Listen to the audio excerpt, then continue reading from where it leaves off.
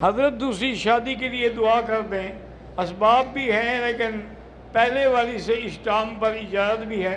اللہ تبارک و تعالیٰ آسان کرے، تم میرے لیے دعا کرنا، اللہ میرے بھی آسان کرے۔ اللہ کے بندے جب اللہ کو منظور ہے ہو جائے گی بس۔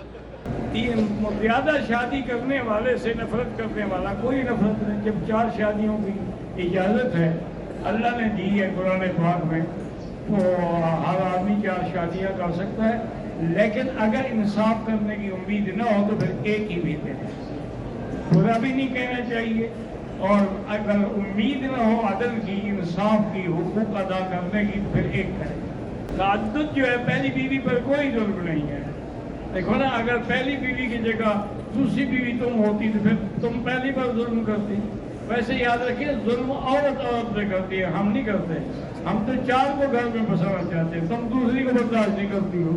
میرے شوہر کے ایک بھائی کا گھر نہیں ہے، وہ کہہ رہا تھا تمہارا حج نہیں ہوگا جب تک مجھے گھر بنا کے نہ دو۔